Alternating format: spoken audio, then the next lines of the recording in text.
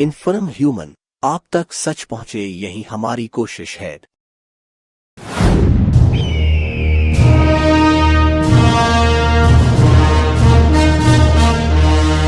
अगर मुझे अपने खून को साबित करने से पहले मौत आ गई तो कसम से मैं मौत को ही मौत की नींद सुला दूंगा। औसत 20 से 25 साल की उम्र के वो नौजवान सैनिक ही थे जो शेरों की तरह दुश्मन पे टूट पड़े। ये वो बेटे थे जिन्हें अपनी मां के आत्मसम्मान की चिंता अपनी जान से कहीं ज्यादा थी। पूरे विश्व पटल पर भारतीय विजय का डंका बजने लगा।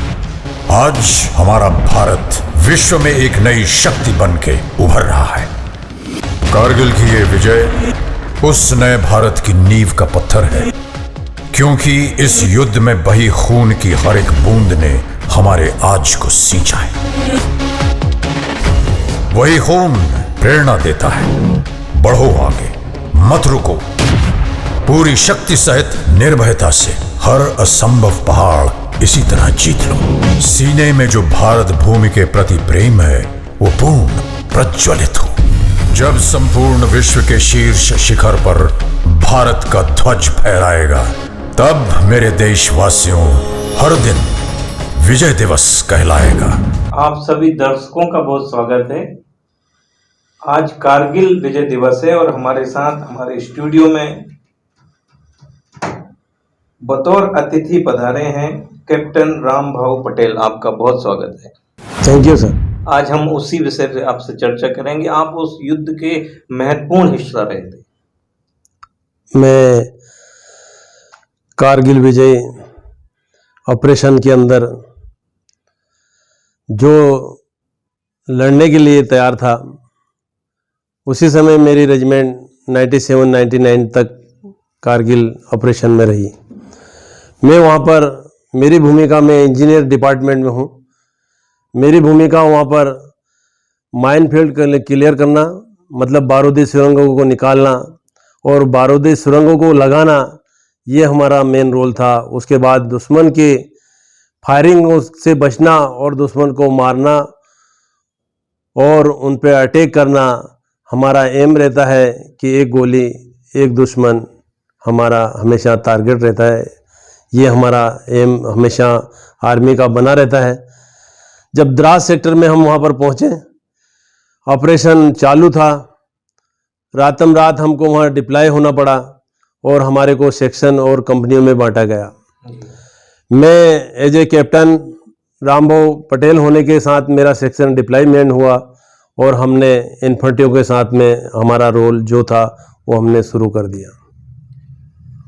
कैप्टन, हम ये जानना चाहते हैं, दर्शकों को ये बताना चाहते हैं कि वो दुश्मन ने किस तरह से घेरा और कैसे इस युद्ध की शुरुआत हुई। एक्चुअली पहले जो आर्मी का डिप्लॉयमेंट होता था, जैसे बर्फ़ गिरना शुरू होती थी, दोनों देश की सेनाएं बर्फ़ से नीचे उतर जाती थी, अपनी अपनी पोस्टें छोड़ देती थी और उसके बाद में जैसे बर्फ़ पिघलना शुरू हो जाती थी तो वापस अपनी पोस्टों पे कब्जा कर लेती थी।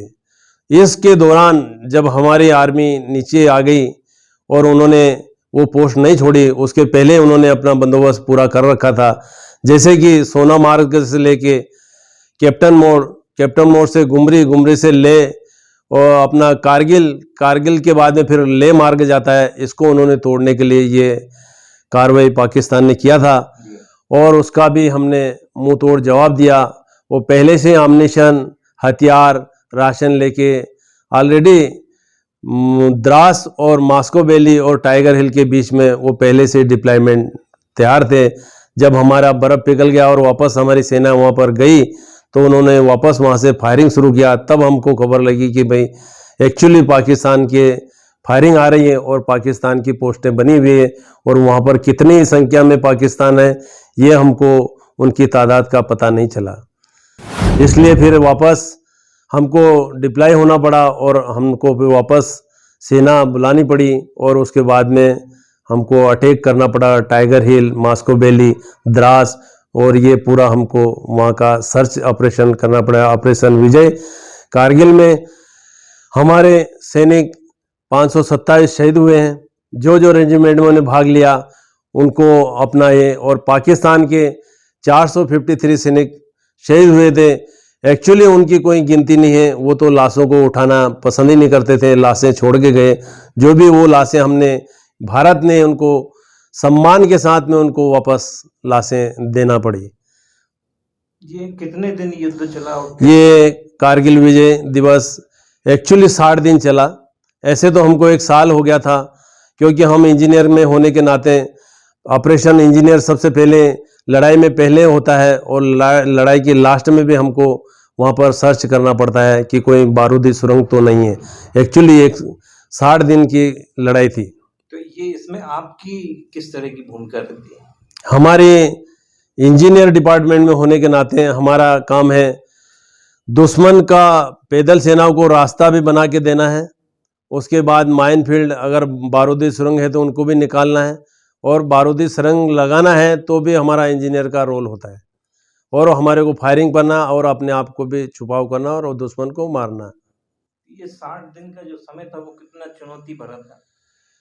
ये तो हम अंदाज़ा नहीं लगा सकते, क्योंकि वो जो सीन आज मेरी आंखों के सामने दिखाई दे रहा है वो बहुत खतरनाक सीन था। हमने भी सोचा था कि शायद न बचें, और हर सैनिक का मनोबल यही रहता है कि मैं भी राष्ट्रीय फ्लैग के साथ लपेट के मेरे देश और मेरे देवास का और मेरे देश का नाम रोशन करूं। ये हर एक सैनिक के दिल में ये होता है कि मैं भी एक सम्मान के साथ देश के लिए काम आऊं। तो ऐसे भी कई बार दौर आए होंगे जब आपको भी ये गर्व महसूस होते हुए आगे बढ़ना होता? वहाँ पर जब हमारे को छोड़ा गया तो फिर हमने भी ये भी ठान लिया था कि अब तो मरना और मारना है। दिल में हमने पीछे मुड़ के नहीं देखता। एक आर्मी और एक सैनिक का सम्मान ये होता है कि जब वो देख लेता है तो फिर पीछे मुड़ के नहीं देखता है कि पीछे क्या होगा।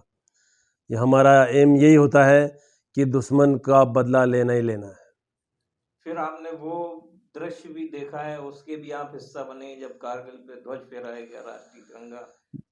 राष्ट्रीय तिरंगा के लिए जब हमारे लड़ाई की शांति हो गई, ऑपरेशन विजय हमने पा लिया, फिर वो दृश्य और वो जश्न तो इंडियन आर्मी में वो था कि आज हमारे पूरे वर्ल्ड के अंदर भारतीय सेना को माना जाता है कि ऐसे ये भी भारत के अंदर सेना है कि जो नीचे से लेके ऊपर टाइगर हिल तक कब्जा करने वाली और ऐसे चढ़ने वाली और ऑपरेशन करने वाली और धावा बोलने वाली, कि जो इतना स्टिक और इतना स्ट्रॉन्ग भारत की सेना पूरे वर्ल्ड के अंदर मानी हुई है। और हमारे हर सैनिक के अंदर इतना ये रहता है कि मेरे को जो दिया है टास्क वो मैं पूरा करके रहूँगा, चाहे उसमें कुछ भी मेरी जान चली जाए। और यही हमारे को वहाँ पर जब कसम परेड होती है कि आंधी आए या तूफान, बारिश हो या कुछ भी हो, आग के सामने या पानी के या हवा के रास्ते, तो हम कसम खाते हैं कि मरना और मिटना है। आज आप स्टूडियो में पधारे, आपका बहुत धन्यवाद। Thank you sir. जय हिंद, जय भारत।